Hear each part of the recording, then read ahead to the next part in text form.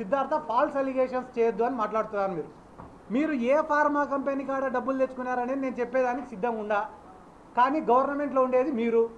నేను pharma company పేరు చెప్తే ఏం చేస్తారు మీరు? వెంటనే రేపు పొద్దున్నే ఆ ఫార్మా కంపెనీ వాడిని మీ మీడియా ముందర కూర్చోబెట్టి మేము టీజీ భరత్కు ₹1 కూడా ఇవ్వలేదని చెప్పిస్తారు. ఫాల్స్ అలిగేషన్లు చేసినాడు సిద్ధార్థ రెడ్డి అని మాట్లాడుతున్నారు. ఫాల్స్ అలిగేషన్లు చేసింది సిద్ధార్థ రెడ్డి కాదు. ఫాల్స్ అలిగేషన్లు చేసి అధికారంలోకి వచ్చింది తెలుగుదేశం పార్టీ నాయకులు. ఇదే కర్నూలు టౌన్లో నారా లోకేష్ పాదయాత్రకు వచ్చినప్పుడు హఫీజ్ ఖాన్ 600 కోట్లు ఎత్తినాడు అని చెప్పి మీరు అలిగేషన్ చేసినారు.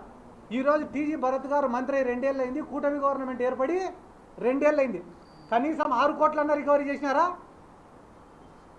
దిన్నదేవరపాడు కాడ ఉండే ఈ రోజు కూడా వెంచర్లు వేసుకుంటున్నారు, అమ్ముకుంటున్నారు. మీరు అడ్డుకున్నారా? మా పక్క నియోజకవర్గంలో కాటసాని రాంభూపాల్ రెడ్డి గారు ఉన్నారు. ఆయన పైన నారా లోకేష్ చేసినటువంటి అలిగేషన్ ఏంది? కబ్జాల కాటసాని రాంభూపాల్ రెడ్డి గారి చెరలో నుంచి ఈ రోజు వరకు మీరు ఎన్ని ఎకరాల భూమిని రికవరీ చేసినారు? ఎన్ని ఎకరాల భూమిని మీరు పేదవాళ్ళకు పంచినారు? గుండు 0.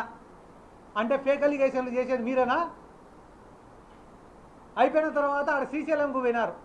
ఆడ ఉన్న శిల్పా చక్రపాణి రెడ్డికి ఒక పేరు పెట్టినారు. ఏమని? చీటింగ్ చక్రపాణి రెడ్డి అని పెట్టినారు. ఆయన పైన ఈ రోజు వరకు ఎన్ని చీటింగ్ కేసులు నమోదు చేసినారు? ఎన్ని 420 కేసులు నమోదు చేసినారు? చేయలేకపోయినారు. ఎందుకు చేయలేకపోయినారు? ఆ రోజు ఓట్ల కోసం ఆయన పైన కూడా ఫేక్ అలిగేషన్స్ చేసినారు కాబట్టి. ఆడదాం ఆంధ్రాలో సిద్ధార్థ రెడ్డి 400 కోట్లు ఎత్తినాడంట. ఇది ఒకరోజు ఆర్టికల్. రెండో రోజు ఆడదాం ఆంధ్రాలో సిద్ధార్థ రెడ్డి 200 కోట్లు ఎత్తినాడంట. ఒకరోజు 100 కోట్లు ఎత్తినాడంట. అన్నీ అయిపోయి లాస్ట్కి ఈరోజు ఏమి ఇచ్చినారు? విజిలెన్స్ వాడు 40 కోట్ల అవకతవకలు జరిగినాయి కాబట్టి సిద్ధార్థ రెడ్డి పైన కానీ మినిస్టర్ గారి పైన కానీ క్రిమినల్ చర్యలు తీసుకోవాలంట. అధికారం చేతిలో ఉంది కదా అని చెప్పి తప్పుడు కేసులు, తప్పుడు కంప్లైంట్లు నమోదు చేసి ఇబ్బందులు పెడతా అంటే ఎవరు? మీరు కదా. మీరు చేస్తానే ఫాల్స్ అలిగేషన్లకి, ఫాల్స్ కేసులకి మళ్ళీ తిరిగి సిద్ధార్థ రెడ్డి ఫాల్స్ అలిగేషన్లు చేస్తారని మాట్లాడతారా? వీళ్ళకి సపోర్టుగా మళ్ళీ టీజీ భరత్ గారికి సపోర్టుగా మా ఎంపీ గారు ఎవరు? బైరెడ్డి శబరి గారు. ప్రస్తుతానికి మార్కెట్లో డీజిల్ పెట్రోల్ దొరకడంలే. పాపం అయినప్పటికీ కూడా పెట్రోల్ బంకు పోయి డీజిల్ పట్టించుకొని ఆమె తొందరగా పరిగెత్తుకుంటా దెబ్బ కర్నూలుకి వచ్చి సిద్ధార్థ రెడ్డి గారు రౌడీ గూండా అని మాట్లాడినారు. సంతోషం మేడం శబరి గారు, సంతోషం. మీరు నా గురించి బాగా మాట్లాడినారు, సంతోషం. కానీ ఈరోజు మీడియా సమావేశం ద్వారా మిమ్మల్ని నేను ఒకటి అడగాలనుకుంటానా.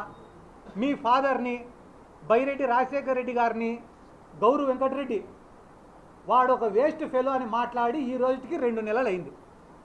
ఎందుకు మీరు ఈ రోజు వరకు కౌంటర్ ప్రెస్ మీట్ పెట్టలే? నందికొట్కూరు మార్కెట్ యార్డ్లో మాండ్ర శివానందరెడ్డి అని ఆయన ఇదే బైరెడ్డి రాజశేఖర రెడ్డి గారిని ఈ నందికొట్కూరులో 2 సార్లు ఎమ్మెల్యే గెలిచిన ఒక జోకర్ గాడు ఉన్నాడని మాట్లాడినాడు. దానిపైన మీరు ఎందుకు ప్రెస్ మీట్ పెట్టాలా? స్పందించలే. నందికొట్కూరు ఎమ్మెల్యే జయసూర్య గారు ఏమన్నాడు? ఆయన బైరెడ్డి రాజశేఖర రెడ్డికి మా తెలుగుదేశం పార్టీకి సంబంధమే లేదు, అతను చెప్తే ఏ ఒక్క అధికారి కూడా స్పందించాల్సినటువంటి అవసరం లేదు అని చెప్పి 100 మంది ముందర మాట్లాడినాడు. దానిపైన మీరు ఎందుకు స్పందించలే? దానిపైన స్పందించారు. కానీ సిద్ధార్థ రెడ్డి పైన స్పందించాలంటే మాత్రం వెంటనే పరిగెత్తుకుంటూ వస్తారు. పరిగెత్తుకుంటూ వచ్చి రౌడీ గూండా క్రిమినల్. సిద్ధార్థ రెడ్డి గారు రౌడీనా కాదా అని చెప్పడానికి మిమ్మల్ని ఎంపించేసినారా? 5 పైసలైనా నిజాయితీ ఉండాలి కదా. పిల్లల్ని గారభంగా చూసుకునే తల్లిదండ్రులు ఉంటారు, అల్లారు ముద్దుగా చూసుకునే తల్లిదండ్రులు ఉంటారు. కానీ కొండ మీద కోతినైనా తీసుకొని వచ్చి ఇచ్చే తల్లిదండ్రులు చాలా తక్కువగా ఉంటారు. బైరెడ్డి శబరి గారికి డాడీ నాకు ఎంబీబీఎస్ సీట్ కావాలంటే కొనిచ్చినాడు. డాడీ నాకు పీజీ సీట్ కావాలంటే కొనిచ్చినాడు. డాడీ నాకు ఎంపీ సీట్ కావాలంటే కొనిచ్చినాడు. 100 కోట్ల ఆస్తులు ఇచ్చినాడు. ఈ ప్రపంచంలోనే లావిష్ లైఫ్ స్పెండ్ చేసుకునేంత అవకాశం నీకు ఇచ్చినాడు మీ ఫాదర్. అటువంటి మీ ఫాదర్ని ఎవడు పడితే వాడు విమర్శిస్తుంటే ఒక్కరోజు స్పందించని బైరెడ్డి శబరి గారు సిద్ధార్థ రెడ్డి పైన మాట్లాడమంటే మాత్రం అమెరికాలో ఉన్న ఫ్లైట్ ఎక్కి కర్నూలుకి వస్తారు. ఎందుకు? ప్రతిపక్షంలో ఉండాలే, ఏం మాట్లాడినా చెల్లిపోతుంది. నేనేమన్నా మాట్లాడినా తిరిగి మాట్లాడాడులే. ఒకవేళ వాడేమన్నా మాట్లాడితే నేను వెంటనే ప్రెస్ ముందు కూర్చొని మహిళను ఎవరైనా ఇలా మాట్లాడచ్చా అండి, డాక్టర్ని ఎవరైనా ఇలా మాట్లాడచ్చా అండి అని ఏడ్చి మళ్ళీ బురద అంతా వాడిపైన చల్లొచ్చని ఒక ఆలోచన. వాని ఎంట ఉండేది కిడ్నాపర్లు, గంజాయి బ్యాచ్. నా ఎంట ఉండేది సరే వాళ్ళే. నిన్న ఆమె ప్రెస్ మీట్ మాట్లాడే ముందర ఆమె వెనక నిలబడిన ఒక్కొక్కని పేరుతో సహా చెప్తాను, నా వల్ల లాభ పొందినాడు. ఆమె వెనక పక్క నిలబడిన చెరుకుచెర్ల సుధాకర్ రెడ్డి అనేటువంటి మున్సిపల్ చైర్మన్ చేసింది సిద్ధార్థరెడ్డి.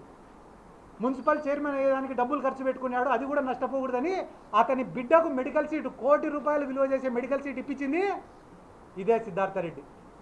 వీళ్ళు 24 గంటలు ఒకడేమో యూట్యూబ్ స్టార్ అంటాడు, ఒకడేమో ఫ్యాక్షనిస్ట్ అంటాడు, ఒకడేమో రౌడీ అంటాడు, ఒకడేమో స్టాండప్ కమిడియన్ అంటాడు. ఏంది ఇన్ని పాత్రలు పోషిస్తానన్నా నేను? ఒకడు శాప్ చైర్మన్ అంటాడు, ఒకడు యువజన విభాగం అధ్యక్షుడు అంటాడు. ఇవన్నీ అయిపోయిన తర్వాత సరే కుక్కలు మురుగుతుంటాయి, మాట్లాడకూడదు, నేను పిల్లోడికి న్యాయం చేయాలని పోరాడినా, అంతకుమించి మాట్లాడకూడదని అనుకున్నాను నేను.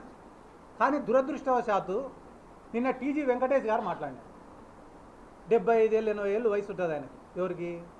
టీజీ వెంకటేష్ గారికి. ఆయన నా పేరు ప్రస్తావించకుండా